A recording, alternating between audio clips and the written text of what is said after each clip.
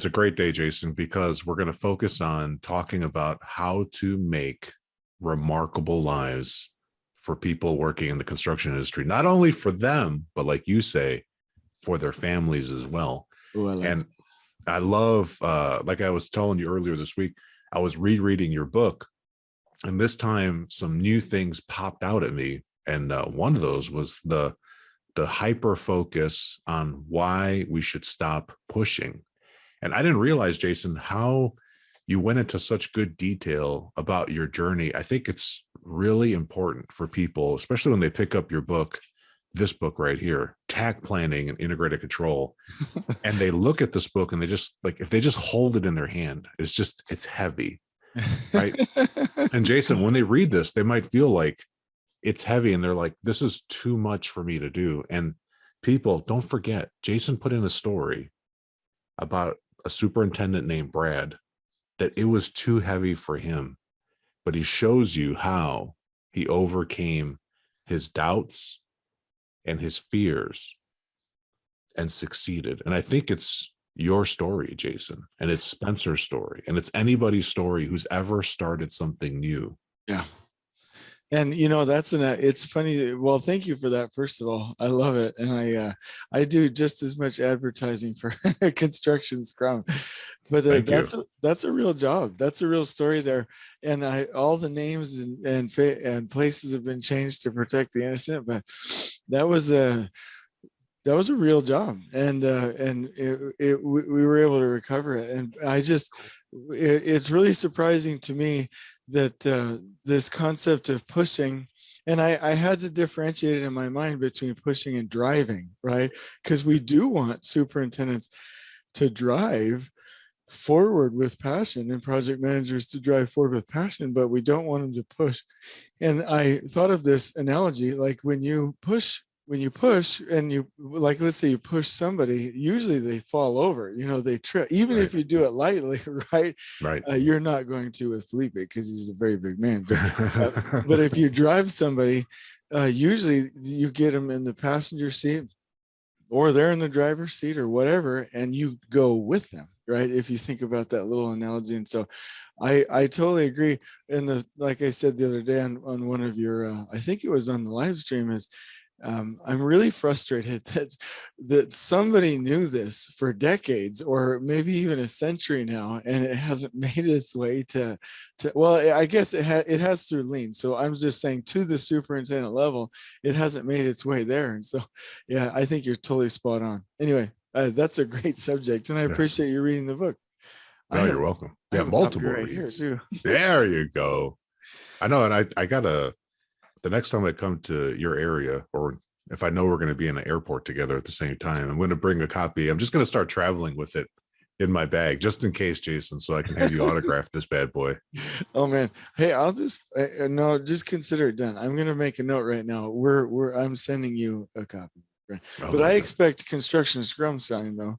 Oh no, absolutely. Yeah. Now that you've put your home address out on the live stream, I can just go back to that show and slow it down and then mail it to you.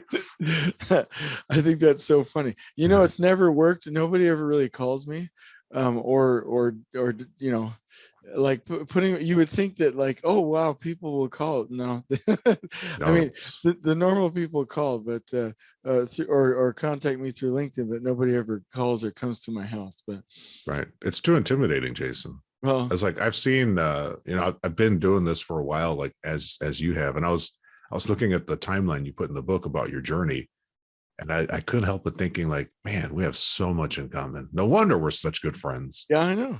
And you start to work at stuff, Jason, and then the further along you get, because you get addicted to your craft and getting better and mastery. And I think you're a great example of mastery. And sometimes people, they feel like that puts distance between you. But ladies and gentlemen, Jason is an honest to goodness, real dude. He's a great dude to talk to. And you should absolutely call his phone number. The worst that's going to happen to you, you're going to have to leave a voicemail message. Welcome to the EBFC show, the easier, better for construction podcast. I'm your host, Felipe Engineer Manriquez. This show is all about the business of construction. Today's episode is sponsored by Bosch Refine My Site is a cloud-based construction collaboration platform that applies lean principles to enable your entire team to plan, communicate, and execute in real time. It's the digital tool that works in tandem with your last planner system process and puts it all together in one simple, collaborative ecosystem. This easy-to-use platform is available in English, German, Spanish, Portuguese, and French, and can be used on desktops, tablets, and mobile devices.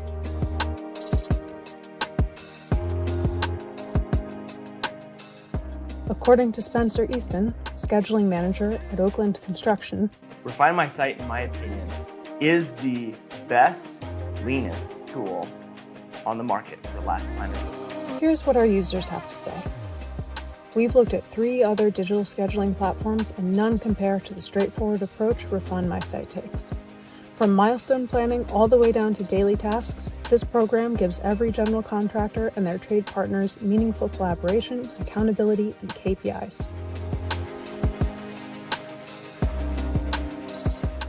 Register today to try Refine My Site for free for 60 days. Today's show is also sponsored by the Lean Construction Institute. LCI is working to lead the building industry in transforming its practices and culture. Its vision is to create a healthy and thriving industry that delivers outstanding project outcomes every time for everyone. Check the show notes for more information.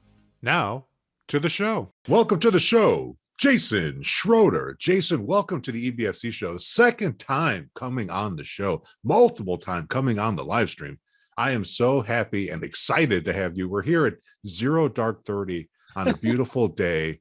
Who knows what month it is? I don't even care, but I'm just so glad. This is the long-awaited show that as soon as the second edition of Takt Planning came out, I said, Jason, I got to have you on the show. And it's finally happened. Now I've had a chance to read the book several times, Jason, and I'm excited to bring you on. We can deep dive into it. And of course, we're going to talk about Scrum because you did. You put Scrum in your book. It's so many pages. I was almost going to start to make a game about it. Like I was going to drink a swig of coffee for every time I saw Scrum, but I think I would fly out of my house for all the times you mentioned it. And I so appreciate that. And I want to dive right in, Jason. But before we do, please tell the good people of the EBFC show, the impossible, how they don't know you, but tell people about yourself. Thank you for having me on. I really appreciate it. So Felipe and I were talking about, he'll probably just leave the whole recording on the podcast when we were first starting, but I took my kids out to the lake. Like Katie bought a dog for it. Oh, so I said this in the live stream, but I flew to where was I? Pensacola, Florida, and then drove to Mobile, Alabama. And I get a phone call from my wife, and she's like, I feel like you need a dog to go to the lake. So I bought a dog. And by the way, it's your dog and you need to take care of it. And I'm like, what? Hold on a minute. Wait a minute. What?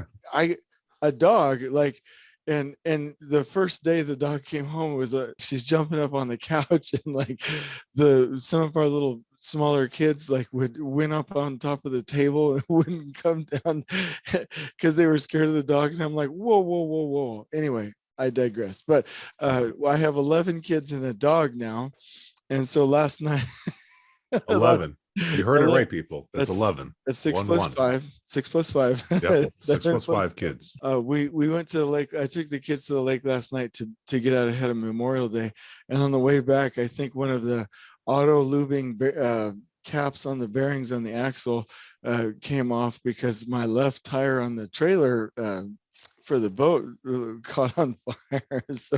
So I was up pretty late last night, and I woke up and I feel refreshed and ready to go. I don't even know if that was even pertinent, but that's totally pertinent, Jason. To people, Jason's on fire. I mean, that's just showing you, like in his real life, on his online life, on LinkedIn, on the Twitter, on the TikTok. Jason's all over the place. On the Insta. I love it. But anyway, so my life story is I grew up as a field manager. I was a field engineer to start with, and then I was actually able to be a VDC manager for about a year and a half. It was Oh my God, that's shocking. Never before said on the EBFC show. Jason is telling us he used to be a VDC manager. I had no idea, Jason, you had that role. Yeah. So it was so let me close it out. Then assistant super, senior super, all the way on up to field director. And then I was able to be a project director for 3 years, which was a lot of fun. But it was interesting back in our day. I tease people, if you're under 45, there's no really reason that you wouldn't use computers or technology, because you and we grew up with this stuff. So I remember when Revit was starting to become a thing, or Autodesk architecture and all of these 3D modeling softwares. Obviously AutoCAD was around back then, and so I got certified in Revit and certified in AutoCAD actually, and could use all of those things. So help the district I was working in get up and running with VDC back in the day. So that was kind of a fun thing. So that's my intro. That's me. Never went to college. I did work my way through the ranks in construction, and I love it. I've loved every minute of it. Yeah, and I love that story too, because it highlights something that you and I have always been bonded over, and that's commitment to learning forever. Yeah. And I think even when you talk about in the Takt Planning book, you even mention, when you're describing the lean construction principles, how critically important it is for people to shift towards becoming a learning organization, which really means learning individuals like yourself, like myself. On our path, Jason, I think you and I talked about at one time, we were spending an equivalent multi-thousands of dollars a year on training for ourselves so that we can improve our skills. And even when funds weren't as available, would be online, taking in videos, reading articles, reading books. Books are a fantastic way to level up and skill up. But ladies and gentlemen, Jason Schroeder is a doer. He doesn't just read about it, he is about it. And he puts everything he reads to work. And I love this time in the book, Jason, in the second edition, there is a section where you talked about in the beginning, thanking Marco and Janosch. And you said, like, we had a series of meetings for a while where they unpacked some of the math and research that goes into their approach to Tact. And I think it's a very different approach than what the typical stuff that's been published online before. And it really shows through in your training. I just got to tell everybody, like, if you're thinking about dabbling in the Tact arts, number one, follow Jason on social media. Go to his YouTube channel. That's going to be a great start. You can get right from there. And we'll put a link in the show notes so that you can find it. We'll make it easier for you, because that's what we're all about here, Jason, making it easier for people, right? Yep. And people, you can, from just what Jason shares on YouTube, you can absolutely create your first Tact plan, hands down. Now, if you want to become proficient at Tact, I highly recommend, like I did, take Jason's 2-day master Tact class. And Jason, I'm just saying this, I'm pumping you, because when I took that class, number one, it's aligned with how I teach Scrum, which I love. And we stole it all from you, baby. And I'm so happy that I got to be part of your Scrum journey to really take your Scrum level to the next level. So that was fun for me. And I tell everybody that comes through my Scrum training, Jason, you were my best question asker ever. Nobody has ever come close to the level of question asking that you have. Like, I sometimes go back to those mural boards and I just look at the volume of questions that you put down on me, and I was like, this is somebody hungry to learn. Well, thank you very much. Scrum was absolutely game changing for me, and you would be proud of us. Just go through those concepts, and we copied the way you deliver the Scrum course, and now we've even improved it. And it's interesting, we have the whole board on Miro, and we have this little frame that says to do, doing, done, and we just move the frame as we go from left to right. The whole thing is Scrum. And we have a great time. So yeah, I really appreciate that comment. And the thing about it is and I'm just going to talk how I talk. I hope I don't offend anybody, but like, if somebody wants to know Tact and doesn't, it really is a choice at this point, because there's so much content out there, and distilled down content, right? We have the training, we have the book, we have the Miro board for free, which I still get criticized for putting out there. They're like, dude, you could charge for all of that stuff. And I'm like, no, let's just, we're sharing it with you for free. Right. Right. And so it's funny, some of the projects that you introduced to me in St. Louis just called me even yesterday. And they're like, we want to put 3 or 4 more large groups through the simulation. It's just really remarkable. So I thank you for that. But we've had a really good journey. And interestingly enough, like, I think I'm ready to write the 3rd edition, because we've learned so much more about tact control. And we learned some cool things from Iris on work density and work leveling the other day. And I'm just so excited. So. Oh my God. Yeah. And you guys, you sponsored the P2SL International Tact Forum. I got to get the words right. The International Tact Forum. I got to be in the audience, Jason, and witness all of the international people coming through. I'll put a map right here so that people can see all the countries in the world where we know through Jason's work and P2SL, which is, I would just call it Berkeley's think tank, the Project Production Institute, run by Iris Tomlin, who's also been on the show. People follow along, go back to her show. And tact is being practiced on all continents except for Antarctica. Yeah. Just like Scrum, Jason. It's every country where Scrum is practiced, tact is practiced. I love that. There you go. Yeah, I love that. So when you read this, do you mind if I ask you a question? Yeah, ask questions, man. Okay, please. So when you read it again, what was your favorite part? And I have another question for you after that. I was asking for some feedback the other day, and they were like, "Yeah, I like the book, but it didn't flow very well." And I was like, that hurts me. Okay, so what I love about I'll tell you what I love first, and then I'll give you maybe a nugget for improvement. There's a section in the center of the book, hands down, my favorites. And Jason I don't know how, Jason, how do we become so aligned? Like, you mentioned that you would write a 3rd edition based on tact control. And my favorite part is the center of the book, where you talk about just basic definitions. And this is where I think, Jason, at some point, you're threatening to make a tact guide. I think the center of the book, where you lay down, you say, like, there's been a lot. I'm going to find the exact chapter right here so that we can reference the exact part. And the reason for this is so important is because you get people aligned on vocabulary. So you say, like, in the beginning of the book, you start with a very regular language, like industry normal, and this is perfect. And then in the center, you come in with, like, now from this point forward, we're going to use these words again, but they're going to mean this. And so, like, when we say tact control, this is what we're talking about. And so I'm just bringing it up right now. It's in the 90s. So yeah, it should be in 94. So page 94, the chapter is called The Concept Takt Planning. And in this section, it's about halfway. Like, you can see here, you can see it's a little more than halfway, or actually a little less than halfway. This is so it's a little less than halfway, page 94. And Jason, you do a great job. This is where, if I was going to have a tact guide, I would just make this the tact guide. I would tell people, like, what it is, why it exists. I mean, it's basically this chapter, Jason. This chapter is the tact guide right here. And you tell people, like, when you say tact, what you mean. When you talk about flow for construction, and this really stood out to me. Like you said, in lean, we always try to go to one piece flow. And that is great in manufacturing and in assembly, where the process is like in the same place all the time. And in construction, we have a process flow because the building is not moving, or whatever type of civil works you're working on, and the things move in and out to a stationary, one-off, unique process place. So that, number one, I love that it's in the center. So please, in the 3rd edition, keep that tact guide to the middle.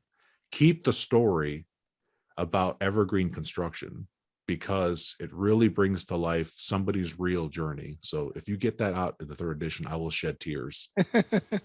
And Jason, I took the same approach in my book after I got to read and contribute to your book. And I got the idea, and my editor said the same thing, Jason. She said, you've got to tell more stories about how people get started, because a lot of people have never heard of this. Yeah. And it's like, as much as we're into these things, Jason, most people have never heard of these concepts. Like, the everyday construction person has never seen the tact plan, has never seen the Scrum board, right? So these are, even though these concepts are over 100 years old, some of them, it's just not mainstream in our industry yet. Yeah. So that's one thing I would change. One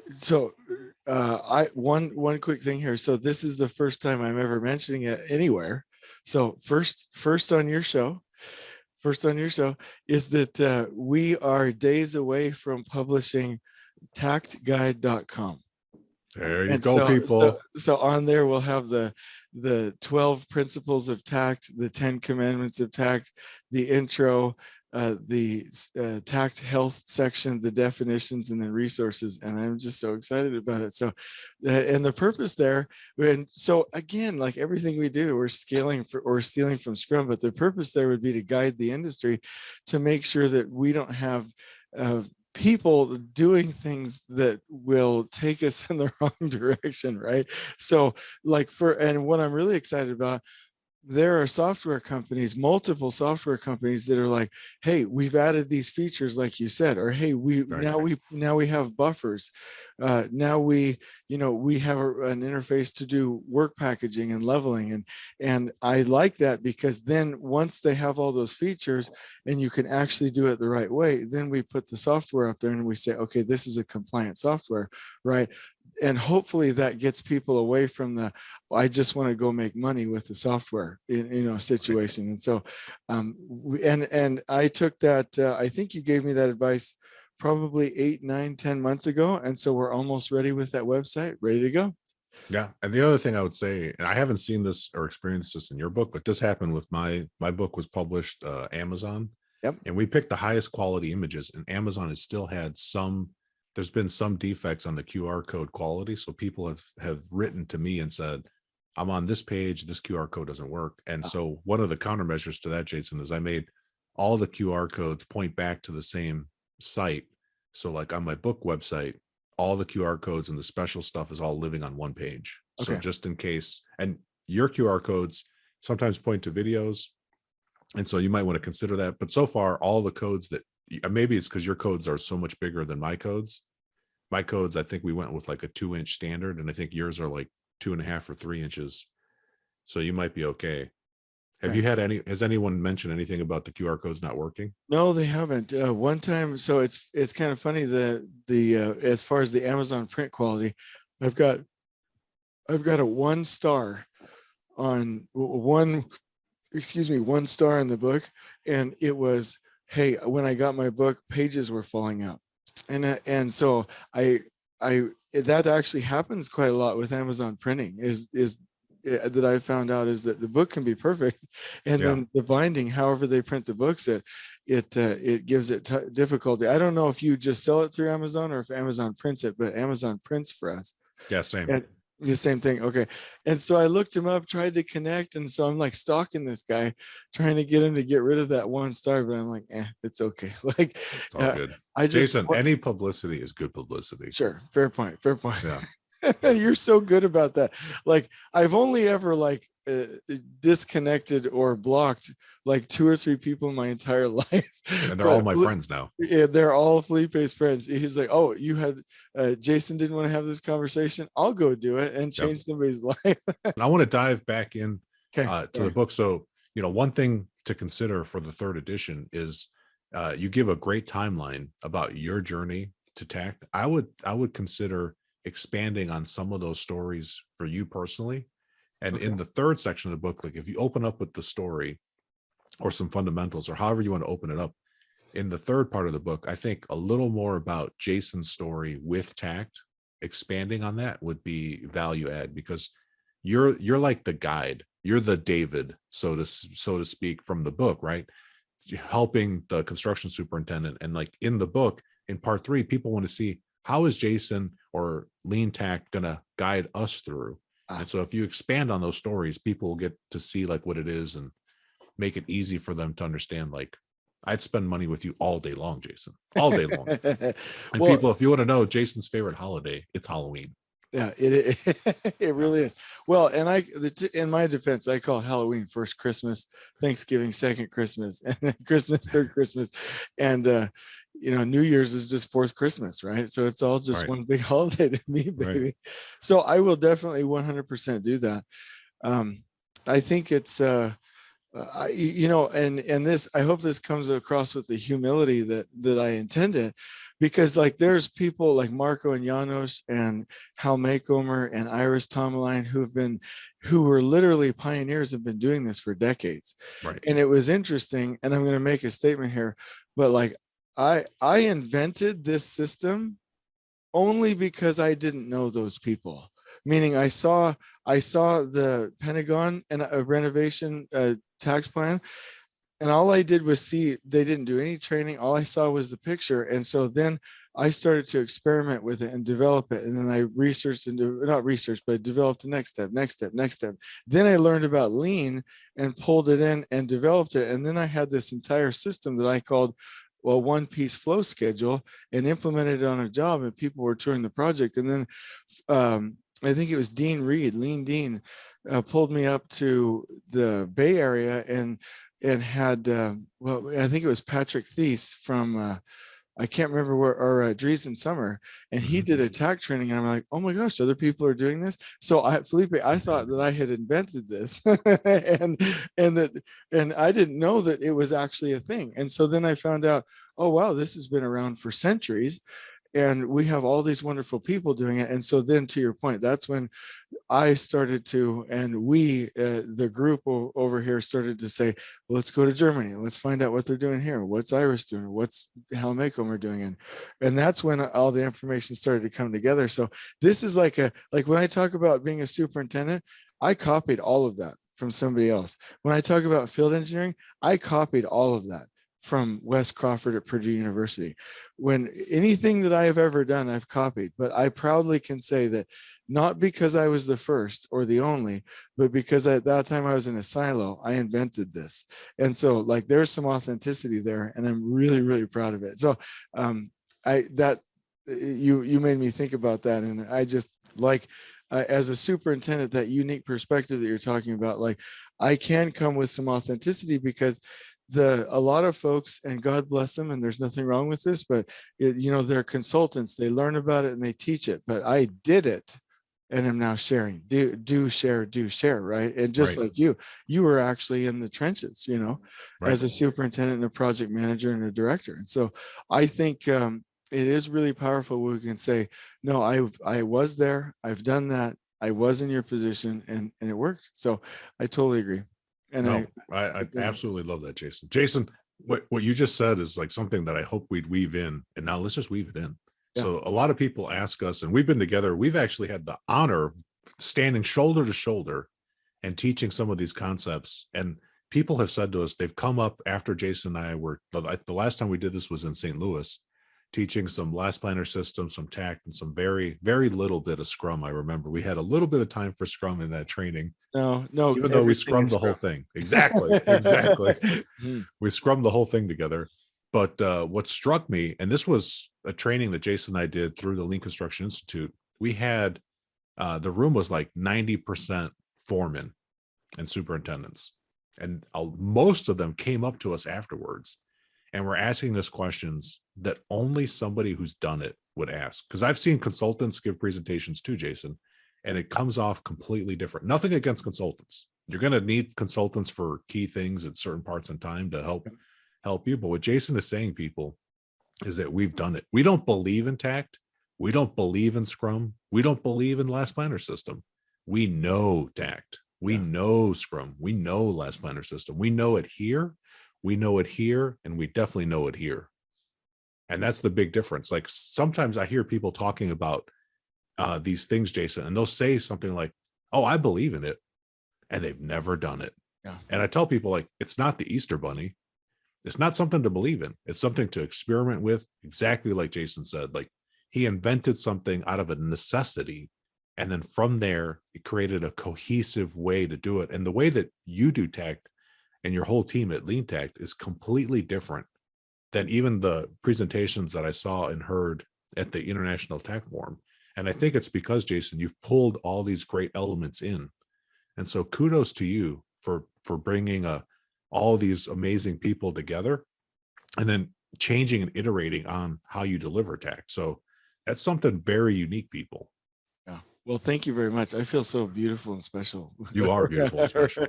Around you. And it's yeah, I just absolutely love every part of it. So the way that other people do the training isn't wrong, but there is an aspect of implementation to it that is really quite crucial, right? And then the other thing that I would say is, and I said this with Hal the other day on a podcast, and I want to repeat it here again.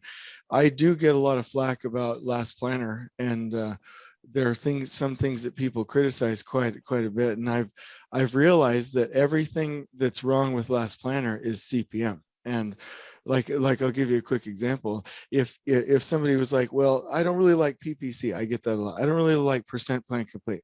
Well, what don't you like about it? Well, it doesn't really measure anything real.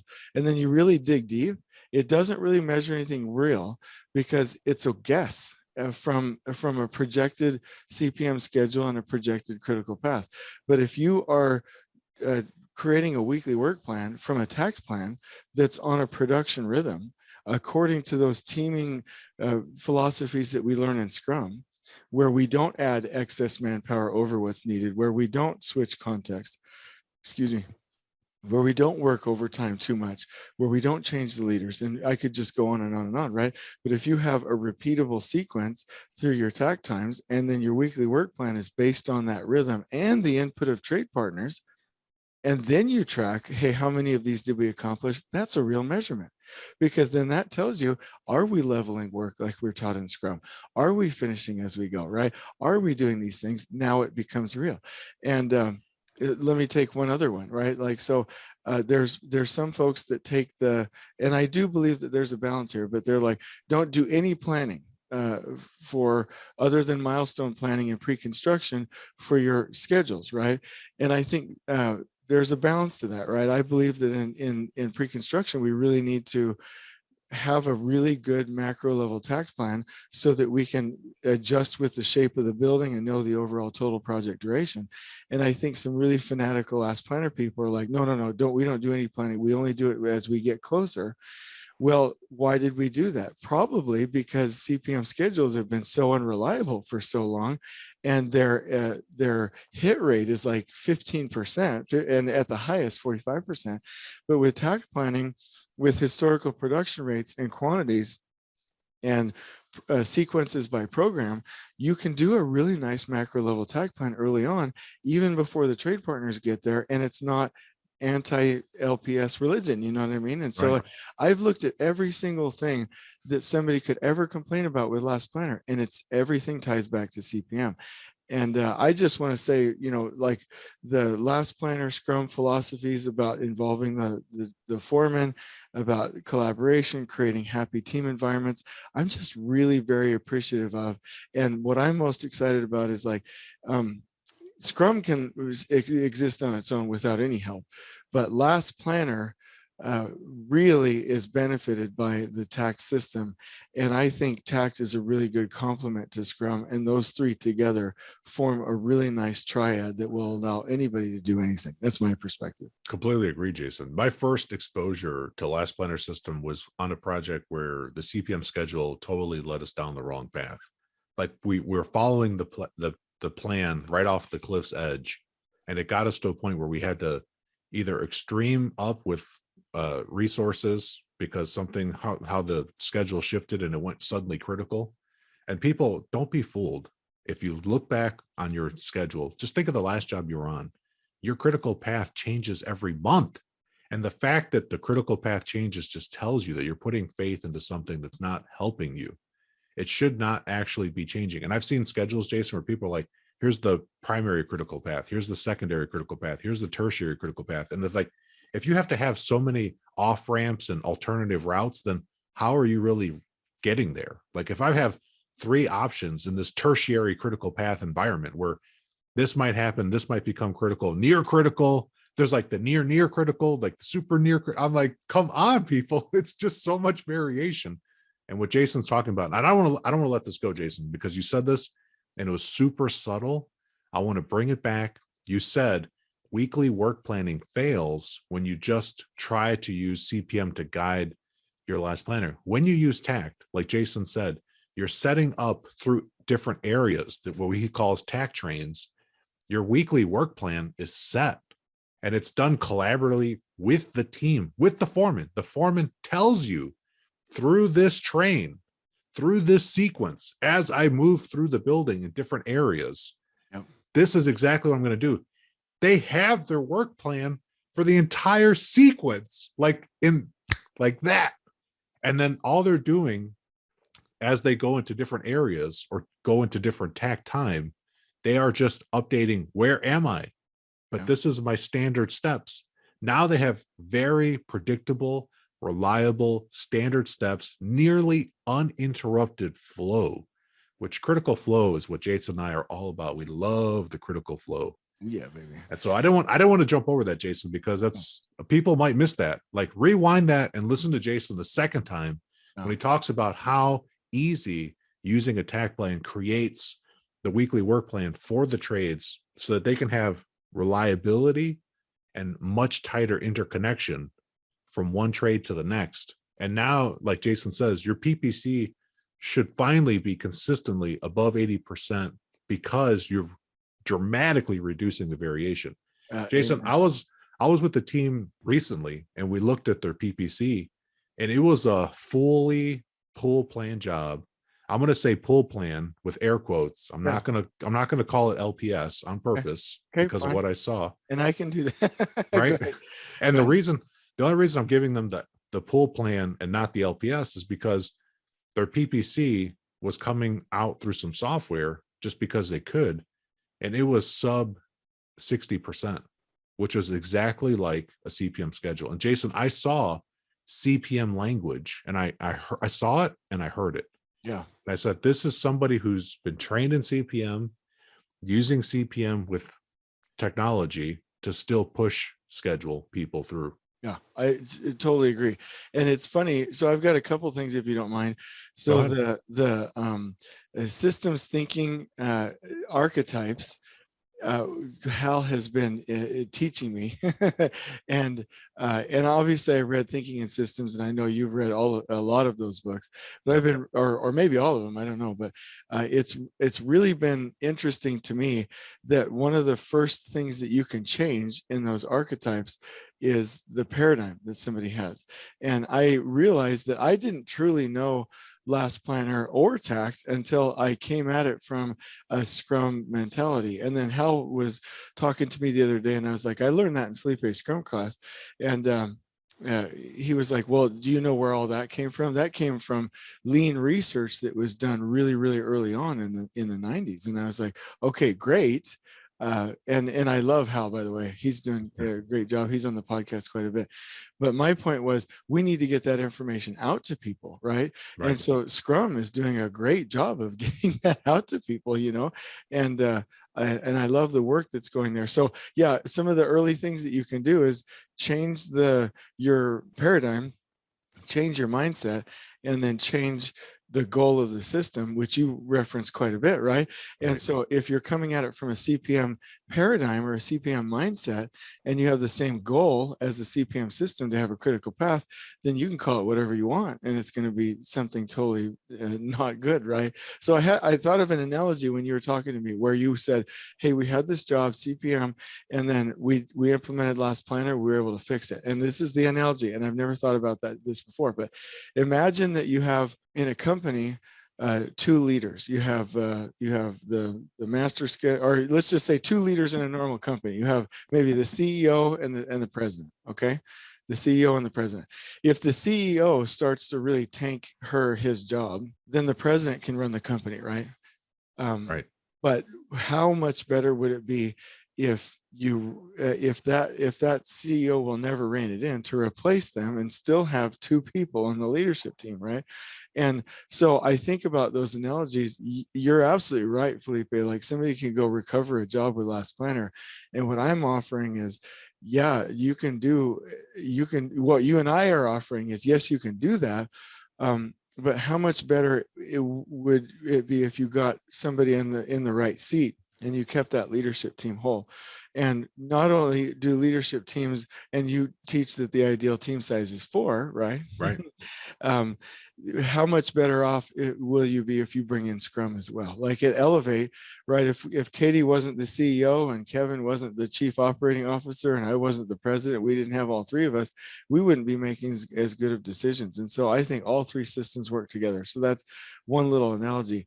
The other thing that you got me thinking about is that if you think about it, all 3 systems, Scrum, Last Planner, and Takt, create trade flow, and CPM doesn't. And so and you would be better off to comment on this than me, but Scrum creates flow in the process or the trade or with the team by radical teaming and collaboration and the process of the system.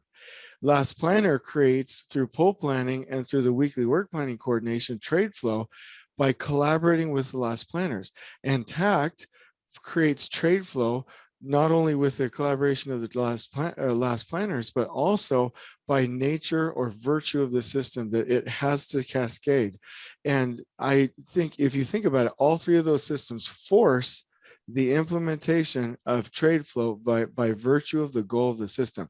And CPM doesn't, by virtue of the goal of the system. And so that just hit me. It's something I learned from you as I heard you talking. So pretty brilliant stuff there.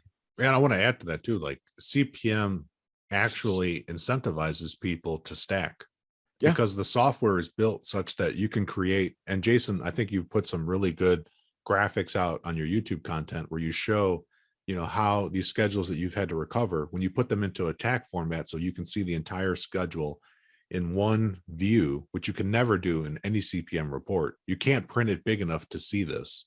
Yeah. The schedule would be on the side of a building. It'd have to be that printed so large. But when you put it into a simple Excel document, you can see the stacking that happens, especially at the end. And I think there's a reason for why. And I don't want to beat up anybody who's driving CPM too badly today to say why the schedules always stack at the end.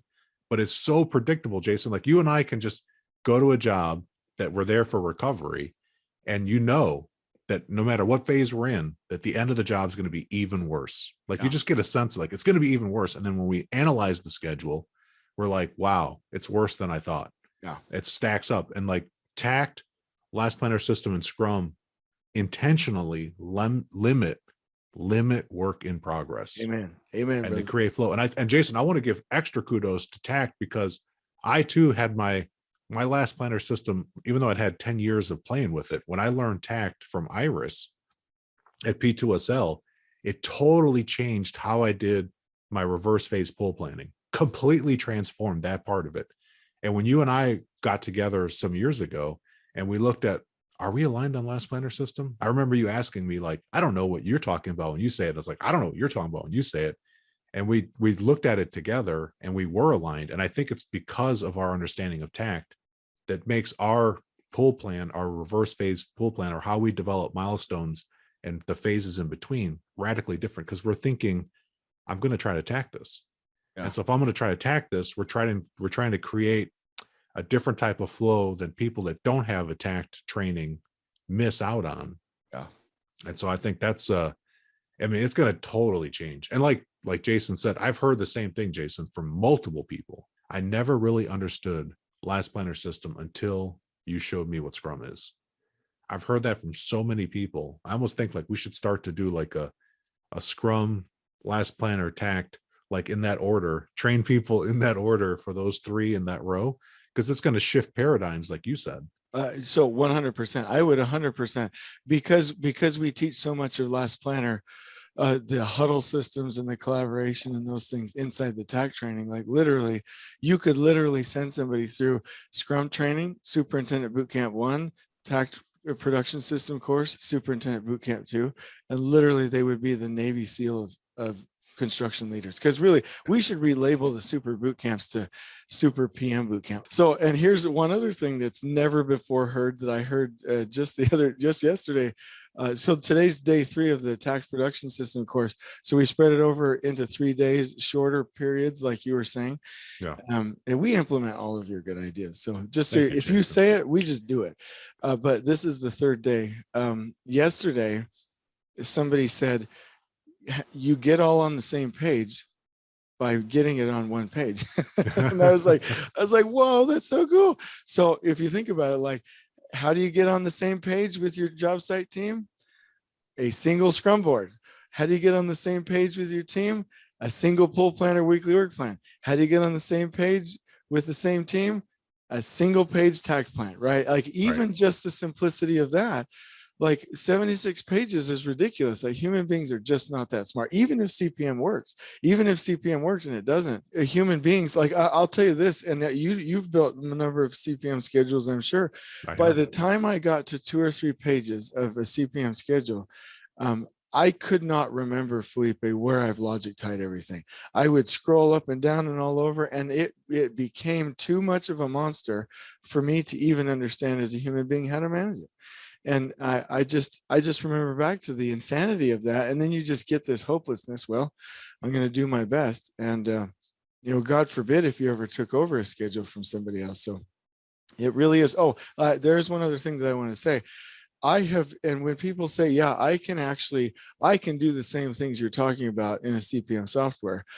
Check this out, literally. And I worked for some, just like you, some big name companies that had scheduling consultants, and they would bring in the big guns with the owners, and these people are certified. They've been in multiple trials, right? In the interiors, you know how Area 1, Area 2, Area 3, in P6 or Project or ASTA, you can cascade that down in those sequences. Well, I did a start to start with a 5-day lag, right? And a finish to finish with a 5-day lag on that block of interior. I don't know how the camera's looking, but in that block of interiors, because you and I know that if the trades got behind you don't have the finish to finish logic tie, then those can start to shift, and then we get that same stacking, right? Well, I've literally had these legal owner contracted scheduling consultants say, you cannot do that. I want you to break all those ties, and I want to see a single critical path from the top left to the top right. Because what would happen is you would see a critical path up through the mobilization, then you would see it crew tied through the phases where it was supposed to be, and then you would see it go through commissioning and out through the end. And they're like, you will break all of those ties. I want to see one single line from top left to bottom right, and you will update the schedule. And no matter how much arguing I did, they forced me to eliminate trade flow. Back to your point, the one that you said originally. And I'm like, this is insane. We just can't win this way. So no, you can't. And Jason said it before on a different podcast. It's worth saying a second time. The critical path method, and I think you also say in the book too, so lovingly. I wish I had to read it right from the book, but from memory, because it just touched me right here, Jason, with the pain.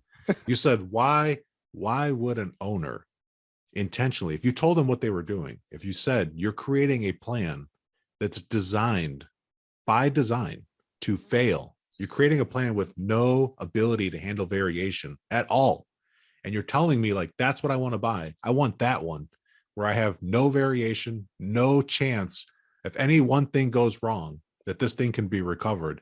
That's the one I want, instead of getting a Tack plan where I have the ability to make adjustments as we go, create lots of ability to absorb variation, because we're going to have variation, especially now with supply chain issues. And with the Tack plan, you can get that. And people are like, nope, I want that one that's going to crash land. Yeah. No, I don't want that new bike over there that's at a good price. I want that broken bike over there in the corner. It's like, wait a minute. Oh, and I'll give you some kudos here. So Janos Louis taught me about buffers, and I actually used to build Takt plans that were a little bit fluffy on the Takt wagon side, but we didn't have buffers throughout, and we didn't do a great job of absorbing delays. And you know where I learned in Takt planning to do it the way we do it, where it's a nimble, agile system? Scrum.